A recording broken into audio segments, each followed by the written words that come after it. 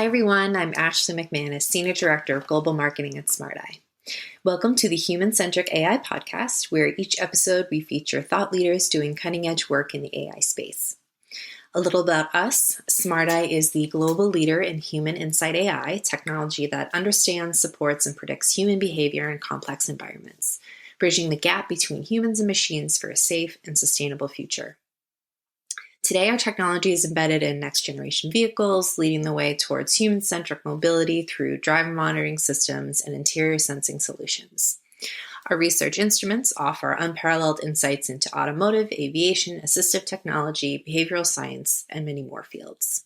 So today's episode features Dr. Eric Daimler, who is an authority in the artificial intelligence community with over 20 years of experience in the field. He currently leads MIT's first ever spinout from its math department and has co-founded 6 technology companies that have pioneered work in the fields ranging from software systems to statistical arbitrage. As a presidential innovation fellow during the Obama administration, Eric helped drive the agenda for U.S. leadership in research, commercialization, and public adoption of AI. Eric is a passionate technologist, and we dove deep into conversations about AI, the potential, algorithm regulation, and much, much more.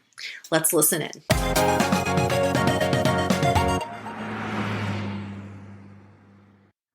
Okay. Hi, everyone, and thank you so much for joining us today. With me, I have Dr. Eric Daimler. Thank you so much for making the time to speak with me today. It's good to be here. Awesome. So to start, tell us about your background. How has your career path taken you to Conexus? Yeah, I think if people know me, they will often know me as the AI advisor or AI authority during the last year of the Obama administration in what is colloquially known as the Science Advisory Group to the President. It was a good time to be there. I worked with some really terrific people, and I hope to have that privilege again someday. I've spent my career in and around AI. I've been an academic researcher, faculty. I've been a venture capitalist on Sand Hill Road, and I've started a number of companies. So this combination of experiences around AI, from an investor to an entrepreneur to a researcher to Washington, I think is a rare, if not unique, combination of experiences that informs my view around AI. Yeah, absolutely. And I definitely want to talk about that experience in a bit, but I want to start with your company, right? So similar to our deputy CEO, Dr. Ronald Kalyubi, you also spun your company out of MIT. She spun out her company Affectiva back in 2009. So I was wondering if you could briefly, share the story of that process. Sure. I can say that the reason I thought it useful to work on this technology in a commercial application was from the perspective I gained in Washington, seeing these very high-level AI implementations run up against the roadblock of bringing in data models with guaranteed integrity. The reason that you and I, as U.S. taxpayers, spent so much on the Joint Strike Fighter is because we were unable to bring in what we had learned over the previous generation from the F-16 into a modern jet. And the Defense Department said, well, I don't want to do that again. Yeah. And this also had application in the Department of Commerce in logistics. So during the recent pandemic, there were logistics firms that said, where, in what container, on what ship, for which of our clients, in which ocean is the personal protective equipment? Where is it? Yeah. And it would literally take days to answer that question. That's the type of thing that Conexus addresses. And that's the upstream problem that is demanded to be resolved in order for our government and other large organizations to fulfill on the promise of AI. Mm-hmm. Definitely. Yeah, and I think you probably answered my next question already, but what motivated you to start Conexus? Like, what was your company's mission, if you want to expand on what you've already said? Yeah, people have gotten the memo about data being the new oil and all that.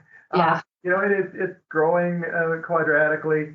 What's less obvious is that the number of data sources is also growing quadratically. Call it the Internet of Things, but that could be anything from the machine that monitors the air quality in my house to the LiDAR we see on top of autonomous cars.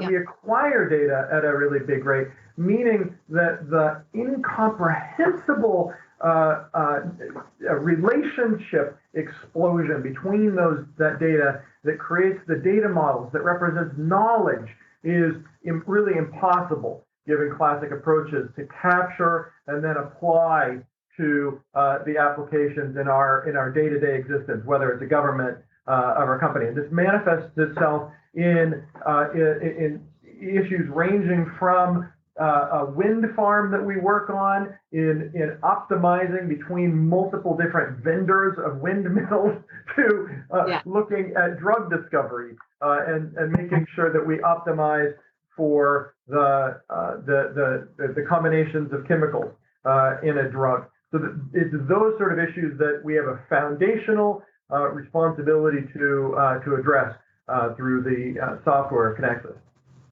Okay. So what kinds of companies are you looking to work with, and why, would you say? Yeah, I mean, the story that I often like to tell is about Uber. This is a company name that I can use, and they got a lot of value from us working with them. Conexus is a recognized leader in applying this discovery in math out of MIT in the domain of category theory. That we're fortunate enough to be recognized in the application of that to databases. As Uber grew, despite them having some very smart people and an effectively infinite balance sheet to fund an optimal IT infrastructure, as they grew up, they had some difficulties for a range of reasons. But technically, it's because they ended up having a database per city. So if they then wanted to look at supply and demand for the NBA finals, how will that affect what we need to do to incent riders or drivers? They had to do that city by city, or they couldn't even do it region by region, let alone state by state or for the world. And this, just like the logistics example I gave, it impaired their decision making. Yeah. So if they had a business question, the answer would come back literally in a couple of days. Just like the logistics issue, it would come back like 4 days later. Well, the ship is moved. In Uber's case, the cars are moved. The NBA finals have moved on. So they wanted to see how I could make this decision at the rate of their intuition. What we did is we worked with them to solve that problem, to integrate what was 300,000 databases into one universal data model against which they could query for these ordinary business decisions and respect the privacy lattice that may vary by jurisdiction. From driver's licenses to license plates, they need to respect that. And there's some technical complications despite some well-intentioned executives there. We help solve that problem, and to have them tell it, the alacrity with which we help solve that problem saves them $10+ million a year, and the conformity to increasing regulations. Fascinating. That's so cool to hear. So let's shift from your company to you a little bit. And you did touch on this, but you, for context for people listening, you were the Presidential Innovation Fellow during the Obama administration, where you helped drive the agenda for U.S. leadership and research, commercialization, and public adoption of AI. So can you talk to us about what that was like? It's really a privilege to have worked with some of the smart people in that administration. It may sound cliche to say that they're some of the smartest people I've worked with, and well-meaning, well-intentioned people were surrounding me for the time that I was in Washington. But it was my experience. It was a really good one. And many of these people are out in the world bringing technology to bear on solving some of our world's problems. Yeah. What my job entailed was working to help coordinate the rest of the executive branch, whether it was defense or state or energy or transportation, into this world of AI in the funding of research or the implementation of some existing solution. how this relates perhaps to the delivery of clinical care is now at Conexus, but we had the view of this during my experience in government, where there's one large hospital system that you think has one definition of diabetes, but they don't. They have different definitions of diabetes, and the reason is interesting as you dig into it. It's not that they look at a different dictionary; it's that they have different contexts under which they operate around that disease. So in one department, they might just relate to diabetes as, do they have it? Yep. Yes, no. Another department might have another clinical application, but they might be a little more sophisticated. So when did you get diabetes? How long ago? And another context might be a little more researchy and say, well, what drugs are we using to treat it? They really might capture that differently. Maybe it's a different way of representing the formatting in Excel, but it really could be that simple, that complicates bringing all this data together to get one holistic view of a patient, as this impairs the efficiency of clinical delivery in addition to research efficacy. What we did at that time and what Conexus does now is work to bring that together in a universal way that respects both the privacy of the patient and the needs of a clinician or researcher, to give them each of those parties the data they need in the fastest manner available. Cool. Fascinating. That's so cool. So also, you have written 2 books. So the first book was AI for Good, and I think you have a forthcoming book, The Future is Formal, How the Best and Worst of AI is Yet to Come. So forthcoming book, thank you. Yeah, forthcoming book. My publisher would like me to have written 2 books already, but no, it's a forthcoming book. This idea is around the idea of compositionality.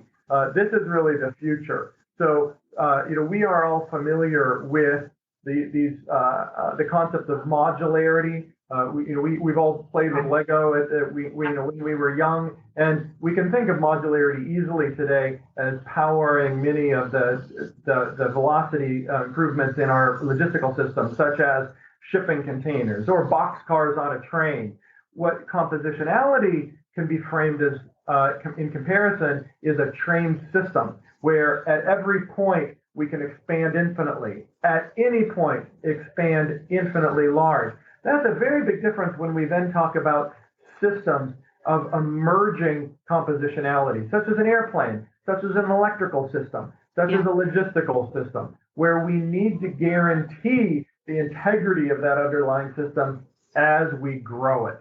That's the distinction of compositionality. That's where the world is going, and that's what the book is about how the roadmap for the future is going to affect everybody's careers and how they can impact this coming compositionality. Got it. Okay. So, and like you said, 2 seemingly very different topics. How did you arrive at the concept for each of these books? The concept of compositionality comes from society's emergence into these increasingly complex systems. There's probably very few people that are going to argue on this podcast about the world getting simpler. People are going to say that the world's getting more complex. How do I deal with it? The complex systems often will collapse if not brought under an umbrella of guaranteed integrity, because they're distrusted. They're not able to be managed. Yeah. We need to have a method that exposes any sort of fragility and is able to link any parts of the system to one another. That previously was unavailable because the math that we currently use, think about relational databases that have been based on relational algebra, not something people talk about in ordinary discourse. So that's the math of the 19th century. That was appropriate when we were building assembly lines and mechanized cities. In a digital world, the math actually has to change. And the math of the 21st century is that of category theory or categorical algebra. It's a completely different math than a geometry, a trigonometry, or a calculus, which I might if not for the old general concept of more math being better, I might replace those with statistics, probability, and category theory. These are more appropriate math to a digital age. Category theory is the foundation upon which all of our careers are going to be built. It's the foundation upon which all the technology is going to be refreshed over the next decade or two. And it's the foundation upon which the concept of compositionality takes root and has form in all of our lives. Very cool. So I do have a couple questions on your background and your expertise. So, first off, kind of a loaded question, but how do we regulate an algorithm?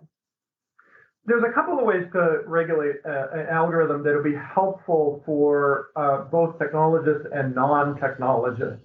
Yeah. One way that's probably the most obvious is to expose it.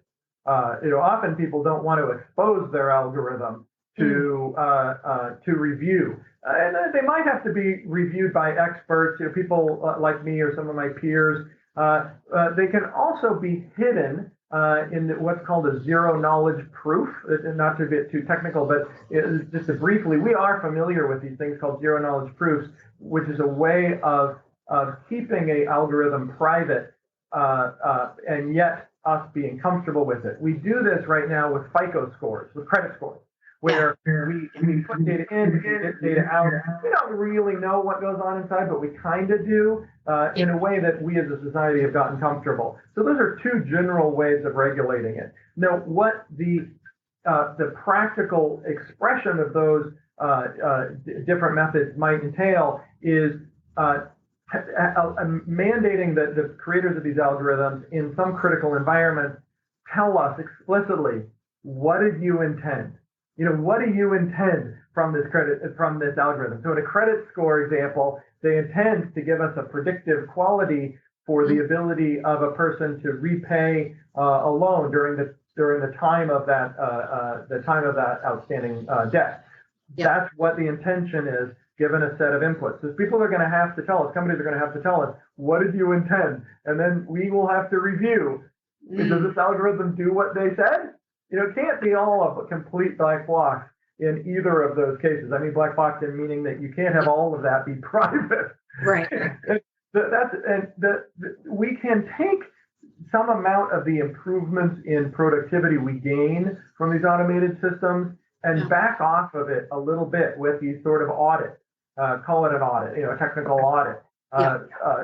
We need to introduce a little bit of that friction until at such time as we get completely comfortable with it and prove it using category theory, using these compositional systems, at which point we can have it be then just part of the firmament. Another way that we can regulate any sort of algorithms, including any level of sophistication of AI, is to introduce circuit breakers. We do this at various points, but we need to balance a little bit the engineer's impulse, my impulse, which is that if I can link automation, I will. I want to make more sophisticated systems if I can. And we have 30 million computer programmers of the world, and they'll all have product managers that have their own quarterly incentives that generally entail linking automation. But we as a society will need to find the places at which we need to have breaks. We do this right now in autonomous cars, where we have those different level 1, 2, 3, 4, 5 level of autonomy. We will have a car going down the street that maybe sees something on a crosswalk. Is it a shadow? Is it a person? And then how do I react? Do nothing? Do I slow down? Do I stop? Well, often we will first, as a system, demand that the driver intervene. That's a circuit breaker. Yeah. We need to have that context around many, many more of our automated systems as these get more complex. We need to have, as a society, a conversation about where we want to have the circuit breakers. This is true in any sort of the biases that we relate AI to in hiring or in the credit scoring, but it also could be in these autonomous automated systems. Mm-hmm. Absolutely. I love the idea of circuit breakers. Very cool. So I guess on the other end of that, what would you say that What's blocking AI from fulfilling its promises? The worst issue around AI would be our ability to understand it as a society and engage in the conversation. The reason that you and I are talking from my point of view, my motivation is to bring more people into the conversation. One of my colleagues in the Obama administration, Megan Smith, she says we need everybody on the field. And so we need everybody on the field to have this conversation around AI so that they can be more comfortable with it. The worst situation, in my view, would be the creation of technology that people are afraid of. Now, they may have very reason to be afraid in some cases, but we need to be involved in a conversation such that we can slot technology appropriate to our values, not just resist it reflexively.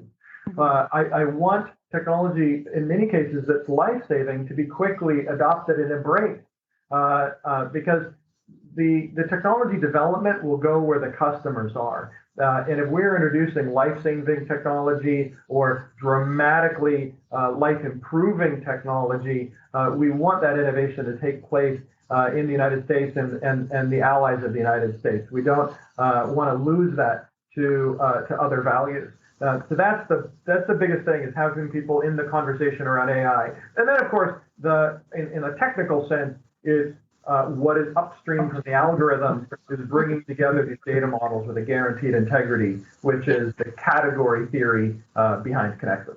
Yeah, absolutely. So, based on your work, and I know you've talked a lot about like healthcare, different types of industries, autonomous cars, regardless of where a company is in its industry, its focus, its specialty, what would you say that companies need to do, or what would you recommend that they focus on when it comes to ethics in AI? Ethics in AI can represent a lot of different issues. The place I would start around ethics is first getting clear about what that means for a particular organization. Bias can express itself, for example, in a lot of different ways. Conexus works with some clients that have challenges in reporting for ESG, for example. So you have these reports around environmental and social good that are put forth by well-meaning executives. And bias showed up in an interesting way for us in one of these examples where it wasn't necessarily bias in the data, although I'm sure that existed. Yeah. It's bias in the presence or absence of the data. So we were collecting data in order to do a report where we found the data to be quite rich in the rich countries. We had a lot of data for developed countries, but in developing countries, it was hard to get the data. So the data was sparse. It was intermittent. We couldn't fill out a report, and that's a type of bias. It doesn't mean necessarily that the efforts in these countries are worse. It means we just don't have enough data, and that's a type of bias. And that might relate to a type of ethics where you have to make a choice about how much resources you want to put into collecting data and determining the accuracy of data that is less available. Fascinating. Okay. So, if you have, we've touched on a lot of different topics today. If you had one takeaway for people listening, what would you like to tell them? The one takeaway is around compositionality. That's where the future resides. It's these emerging compositional systems that an individual can work to be part of by thinking about their implicit knowledge becoming explicit. What do they do day to day that they can make clear to others? Because the world is evolving in such a way that we need to be exchanging our viewpoints with more alacrity. We need to be encoding that knowledge in models that can then be composed in ever more sophisticated expressions. That concept of composability is what I want people to be left with. And the math of category theory is down to a high school level now, but it's easier than calculus. I don't think anybody needs to be intimidated by it. Awesome. Okay, good. That's good to know. Okay. So, for our listeners, can you let them know where they can go to learn more? Or do you have any other kind of call to action for them if they're interested in diving deeper in any of these topics? Category theory itself has a rich repository of information that anybody can find. One of my favorite authors, besides my co-founder David Spivak, is Eugenia Chang. She wrote a terrific book about, most recently, X plus Y. She even has a children's book, X plus Y, that I read to one of my nieces. I think it's terrific. Okay. I read to a 4-year-old. So, you might think a children's book on category theory might be a little intimidating, but those are some books that I can recommend. In addition, of course, to my wife's book on corporate culture, reculturing. But Conexus.com is our company's website. And then, of course, Eric Daimler on any of the usual social media channels. Perfect. Great. So that's all I have for you, Dr. Daimler. It's been such a pleasure. I feel like I've learned a ton, and it's only been like 20 minutes. So thank you so much once again for taking the time and to have this fascinating conversation with me today. Thank you. It's been a lot of fun.